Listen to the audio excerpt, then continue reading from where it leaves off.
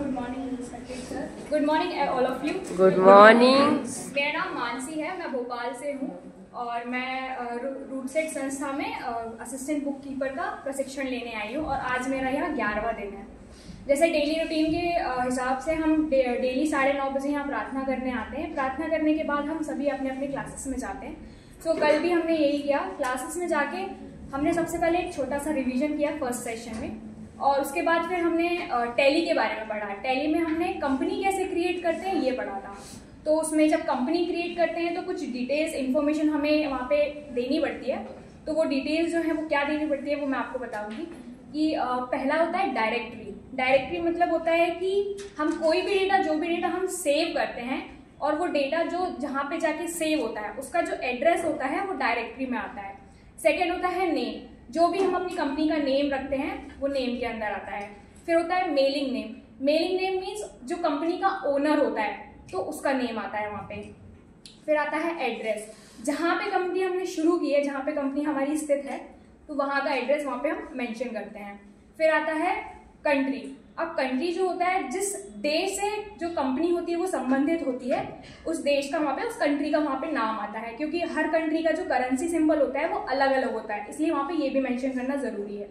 फिर आता है स्टेट। स्टेट जो होता है वो टैक्सेस के लिए आपको मेंशन करना जरूरी होता है, क्योंकि टैक्स जो होते हैं वो भी डिफरेंट टाइप के टैक्स लगते हैं। फिर पिन कोड होता है जो जिसका फुल फॉर्म होता है पर्सनल आइडेंटिफिकेशन और इंडेक्स नंबर, वो भी हमें मेंशन करना होता है।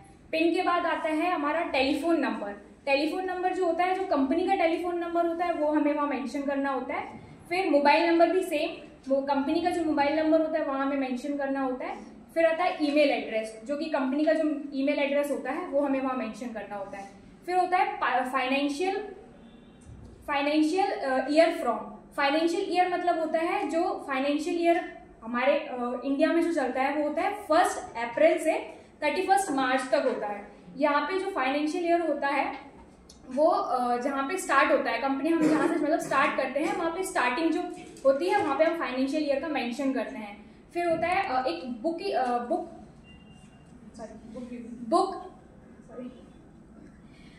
बिगनिंग ईयर होता है, बुक बिगनिंग फ्रॉम, जो हम बिजनेस में पहला ट्रांजैक्शन जब हम करते हैं तो वहाँ पे उसकी फर्स्ट डेट जो होती है वो आती है।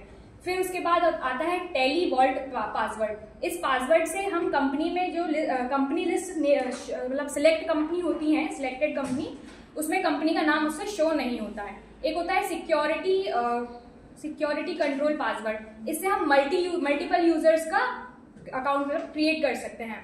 फिर उसके बाद आता है करेंसी सिंबल, जो कि मैंने बताया हर कंट्री का करेंसी सिंबल जो है वो अलग अलग होता है।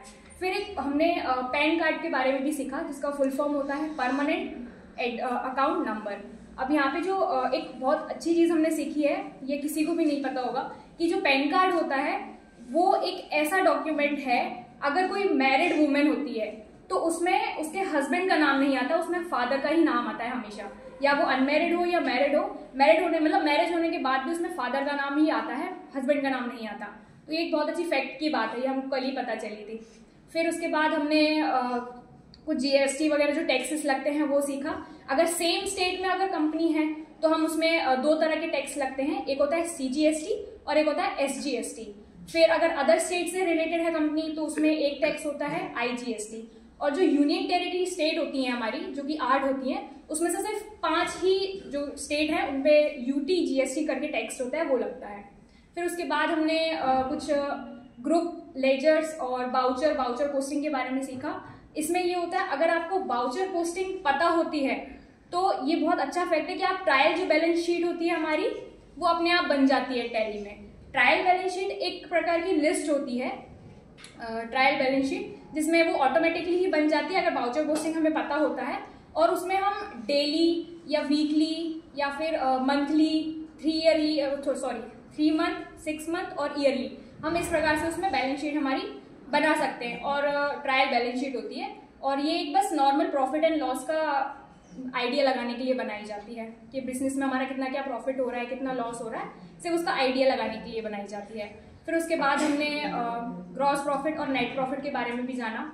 ग्रॉस प्रॉफिट क्या होता है कि अगर हम कोई रॉ मटेरियल लेते हैं, फिर उसके बाद हम उसमें अपना जो वेजेस होता है वो ऐड करते हैं, यानी मजदूरी ऐड करते हैं, फिर जो हमारा खर्चा होता है, उसके बाद हम जब वो प्रोडक्ट बन जाता है, बनने के बाद अगर हम उसे सेल करते हैं, कुछ और मतलब कुछ और उसकी सेलिंग प्राइस होती है, वो ऐड करके जब हम उसे सेल करते हैं, तो जो हमारा वेजेस और रॉ मटेरियल का खर्चा होता है उसे हम माइनस कर देते हैं, उसमें से डिडक्ट करके जो हमारे पास प्रॉफिट होता है उसे हम ग्रॉस प्रॉफिट कहते हैं। फिर जो नेट प्रॉफिट होता है वो होता है जो ग्रॉस प्रॉफिट हम रहता है, अगर हम जो प्रोडक्ट हमने बनाया है वो हमने यहाँ भोपाल में बनाया, अगर हम उसे कहीं और जाके किसी अदर स्टेट में जाके कहीं और प्लेस जाके हम सेल करते हैं, तो उसमें जो हमारा जो एक्सपेंसेस होता है, जो हमारे खर्चे होते हैं, उसको डिडक्ट करके ग्रॉस प्रॉफिट में से हमारा नेट प्रॉफिट, जो भी प्रॉफिट बचता है वो हमारा नेट प्रॉफिट होता है।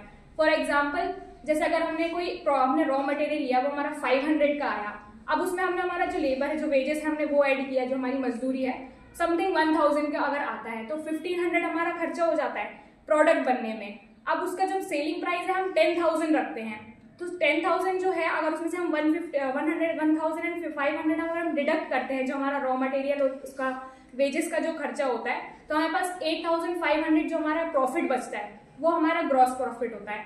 और फिर यहाँ से मतलब अगर हम इस प्रोडक्ट को यहाँ से कहीं और सेल कर रहे हैं, तो अगर हमारा आने जाने का खर्चा भी, अगर जो भी एक्सपेंसेस है हमारे 500 तक भी अगर होता है हमारा खर्च, तो हमारा जो इनकम है, जो 8,000 और 8,000 हमारे पास जो बच रहा है वो हमारा नेट प्रॉफिट होता है। ये हमने पूरा 3rd सेशन तक सीखा।